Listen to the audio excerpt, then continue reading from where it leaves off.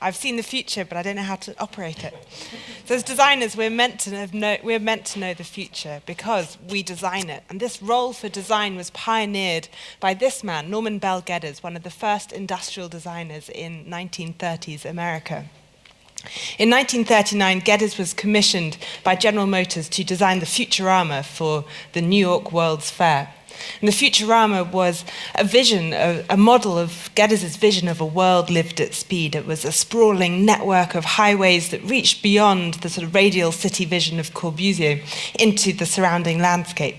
It was a future, a better future, enabled by the ownership of cars. He was sponsored by General Motors, after all. But for Geddes and Corbusier and these other grand design visionaries, the idea was that we could reshape and redesign the environment to enable progress, that in doing so, there was a way to make people's lives better, and in doing so, also make society better.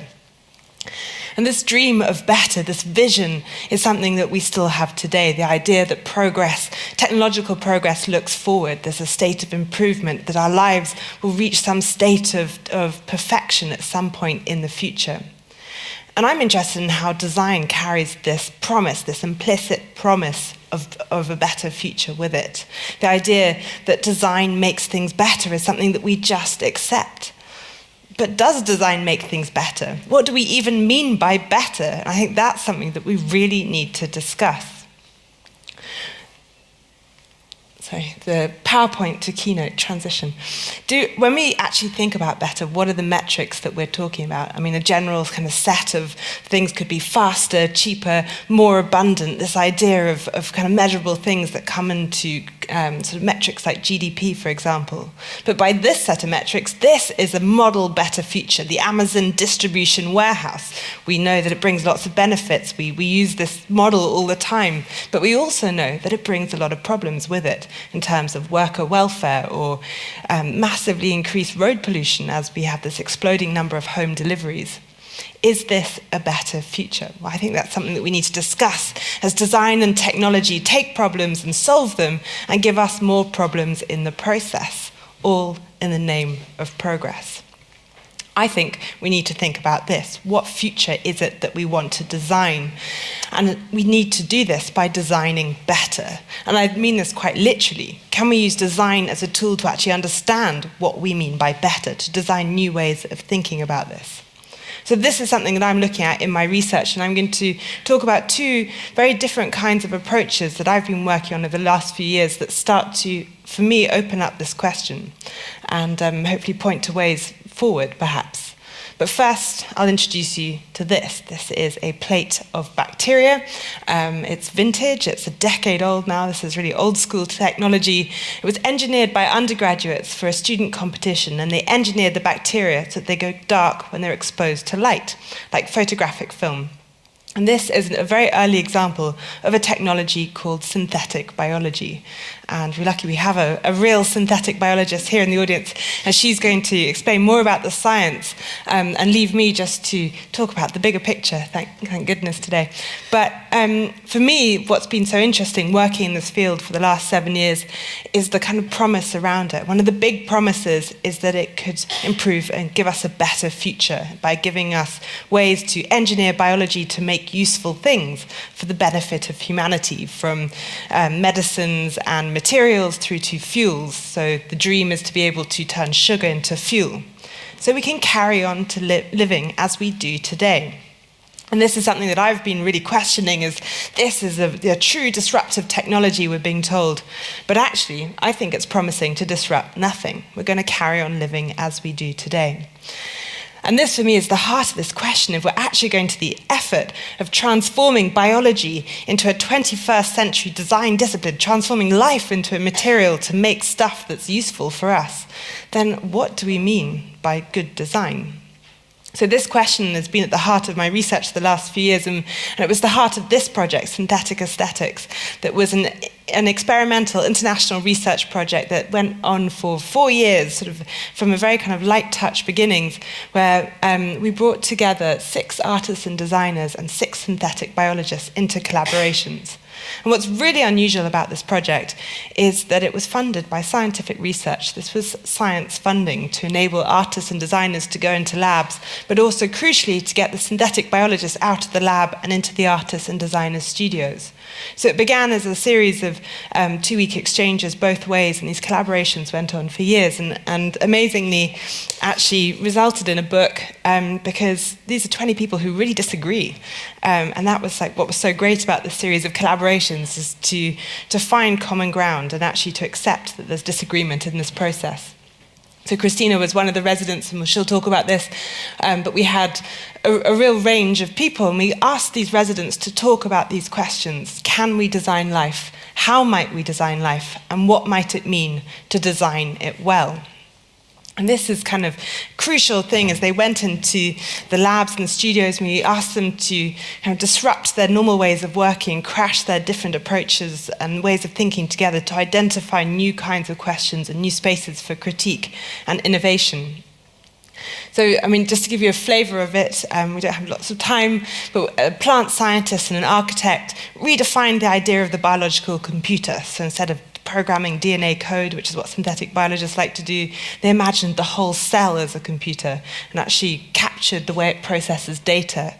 We had designers at IDEO, the design thinking firm, working with cell biologists to actually think about the creative process within science, and actually discovered that they had a lot more in common in the kind of existential crisis of design phase in science as well, and trying to find new ways to be creative within science. But this also, for me, opened up lots of difficult questions about the instrumentalization of life as design and science starts to overlap. And one interesting outcome of this project is that one of the scientists then got hired by IDEO, and I think that's something we're going to see a lot more of this like a much earlier stage of collaboration.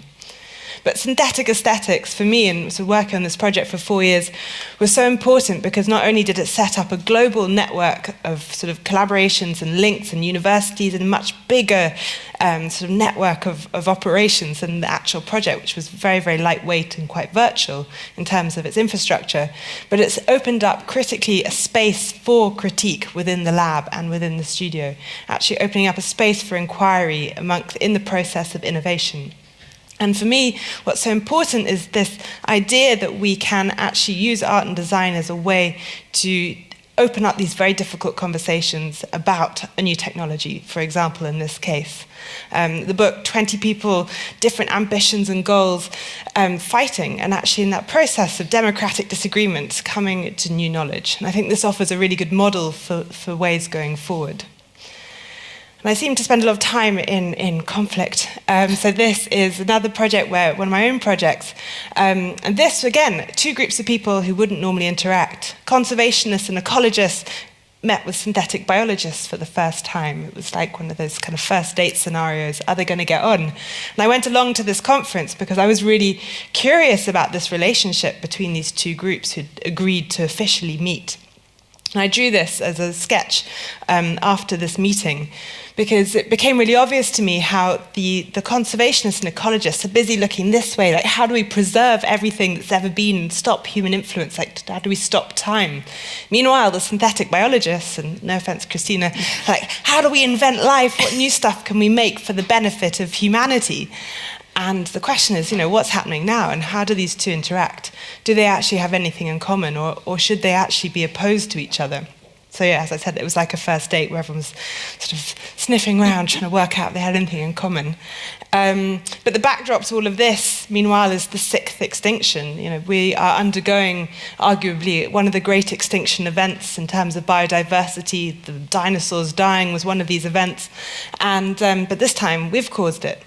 And one of the questions that came up at this conference was, well, could synthetic biology help save nature? That's a really good question, I thought. So I was like, I'm going to have a go at that.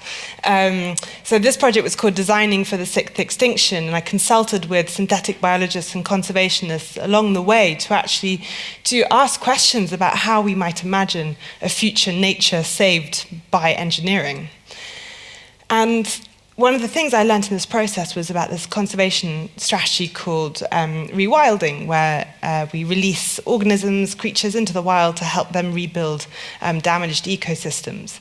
And I was wondering, could we ever imagine or tolerate rewilding but using synthetic organisms? And if we did that, what would the wild look like in this synthetic biological future? So the outcome of the project, and it's a bit light in here, but it was this big photograph that's sort of 2.5 by 1.5 meters in a gallery, and you go up to it and it looks like a very pristine nature, and you start looking closely, and there's some very strange organisms nestling in it. And for me, this was a process of trying to understand what would the design process of designing things like this be like. So this is a kind of slug that would be used to help. All the organisms are designed to be companion species to save nature or to fill in gaps in ecosystems or to actually solve problems of diseases. So this is a slug that would produce a slimy trail that would reduce the acid levels in soil damaged by acid rain. So pure fiction.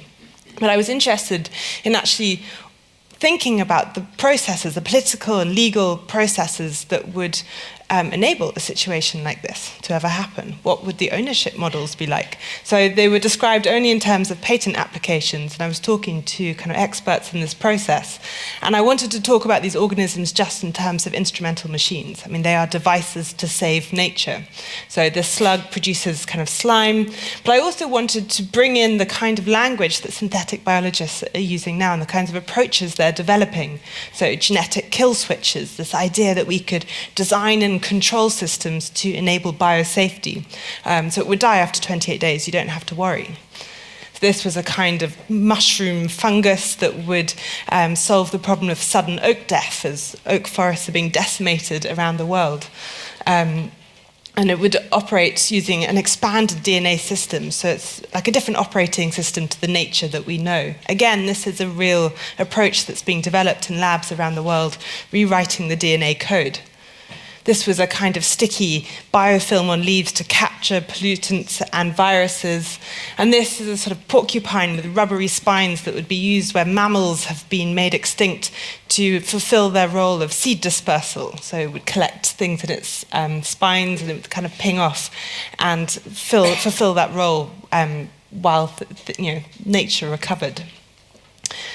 I was thinking about them in terms of a closed ecological ecosystem because these are organisms that their only purpose of being alive is to save nature. They operate in a way that they would just eat each other. And this, I was in the gallery when it was exhibited, this little girl came along, she was like, well, what eats the big one? And I said, I don't know, we're going to be designing this forever, because this is actually the rhetoric that's being used in synthetic biology, that we could design bacteria that we could put into the wild to clean up pollution, for example. But how does that work? Is that better? So this project was, for me, was a sort of a process. It's an aesthetic extrapolation of a future that is not meant to be real. It's not a prediction, but it's a model to actually think about the problems and to go through these processes and start to link up different bits of research and actually find a way to talk about it. Because ultimately, if we industrialize nature completely, will it still exist for us to save? This project, when I've shown it to synthetic biologists, apart from Christina, has often caused a lot of anger because it's quite critical. Well, it looks utopian, but there are problems inherent within it. And this is something that I think that we need to kind of recognize. The design of life, as with any of these big problems, is a really complex problem. And we need to be talking about this issue together and find ways to address it.